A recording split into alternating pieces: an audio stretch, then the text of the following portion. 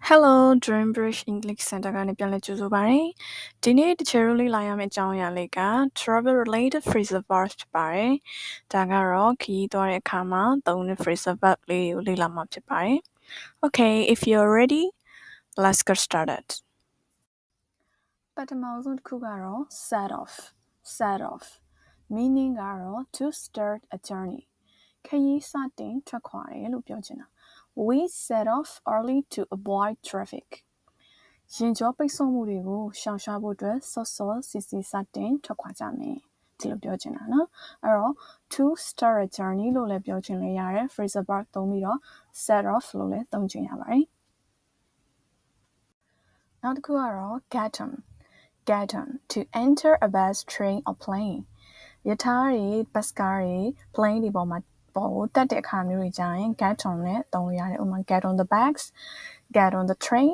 get on the plane ဆိုပြီးသုံးလို့ရတယ် We got on the bus to the airport ငါတို့လေဆိပ်ကိုသွားတဲ့ bus ကားပေါ်ကိုတက်ကြမယ်တက်ခဲ့တယ်ပေါ့နော်ဒီလိုမျိုးသုံးပါတယ် get on နောက်တစ်ခုကတော့ get off to leave a bus train or plane bus ကားဒါမှမဟုတ်ရင်ယထာလေယာဉ်ပြင်ပေါ်ကနေပြီးတော့မှဆင်းတဲ့အခါမှာသုံးတဲ့စလုံးဖြစ်ပါတယ် get off We got off at the wrong station ငါတို့ဘူရာရုံမှားပြီးတော့ဆင်းမိပြီ get off ဒီနေရာမှာ got to သုံးထားတဲ့အကြောင်းရင်းကဒီကျတော့ example မှာကျတော့ဖြစ်ပြီးတဲ့အတိတ်ကာလကိုပြောချင်တဲ့အတွက်ကြောင့် got လို့သုံးရခြင်းဖြစ်ပါတယ်နောက်တစ်ခုကတော့ check-in to register at a hotel or airport hotel တွေမှာစာရင်းသွင်းတာဘယ်လိုမျိုးလဲဆိုတော့ကျတော့တကူခရီးတွေပိုင်းသွားတဲ့အခါကျရင်ကျတော့ hotel မှာတည်တော့မယ်ဆိုအရင်ဆုံးကျတော့ check-in ဝင်ရတယ်စာရင်းသွင်းရတယ်ဘယ်နေရာဘယ်သူဘယ်နှစ်ရက်ပေါ့နော်အဲ့လိုမျိုးစာရင်းသွင်းရတဲ့အခါမျိုးတွေမှာသုံးတယ် check-in or don't forget to check in when you arrive at the airport မင်းလေးစိတ်ရောက်တဲ့အခါမှာ check-in လုပ်ဖို့မမေ့နဲ့နောက်တစ်ခုကတော့ check out to leave a hotel after paying hotel ကနေပြီးတော့မှထွက်ခွာတယ်ဘယ်လိုမျိုးလဲဆိုတော့ကျတော့ခရီးသွားတာတွေလည်းစုံသွားပြီးပြန်ကြတော့မယ်ဆိုတဲ့အခါမျိုးကြာရင်ကျတော့ paying နေပေးပြီးသွားပြီဆိုရင်ကျတော့ hotel ကနေပြီးတော့မှထွက်ခွာတဲ့အချိန်မှာသုံးတယ် check out ဖြစ်ပါတယ်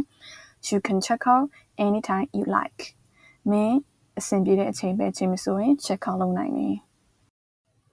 get away to go somewhere for a short holiday ခဏအနားယူခရီးထွက်တာဘယ်လိုမျိုးလဲဆိုတော့ short trip ပုံစံမျိုးပေါ့နော်ဒီလိုမျိုးဆိုရင်ကျတော့ get away နဲ့သုံးပြီးပြောလို့ရပါတယ် We're planning to get away this weekend ဒီအပတ်မှာတော့ငါတို့ခဏအနားယူဖို့တော့ခရီးထွက်ဖို့တော့ပြင်ဆင်ထားတယ် plan ရှိတယ်ပေါ့ get away look around to visit a place casually နေရာစုံရှောက်နေတာတနေရာပြီးတနေရာသွားတာနေရာအနှံ့သွားတာမျိုး I look around the city on foot ငါမြို့ထဲမှာခြေကျင်သွားတယ်တနေရာပြီးတနေရာမြို့ထဲမှာပေါ့နော်ခြေကျင်တဲ့တနေရာပြီးတနေရာသွားတဲ့ဟာမျိုးပေါ့အဲဆိုရင် look around pick up to call someone or something သူရဲ့အဓိပ္ပာယ်လေးက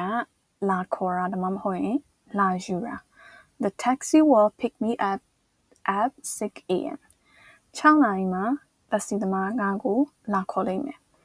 လူနဲ့ပြောချင်တယ်လူပုဂ္ဂိုလ် someone ပေါ့နော် person တွေနဲ့ပြောချင်တယ်ဆိုရင်တော့လာခေါ်တာပေါ့အရာဝတ္ထုတွေပါဆိုရင်တော့ကောက်ယူလိုက်တာတို့ပုံစံမျိုးအတိတ်ပဲရတယ်ပေါ့နော် pick up နောက်ဆုံးတစ်ခုကတော့ drop off to take someone somewhere and leave them အစုံတစ်ယောက်ကိုတနေရာမှာဆင်းဖို့ကားရက်ပေးတာဒါမှမဟုတ်ရင်ဆင်းဖို့ချပေးတာ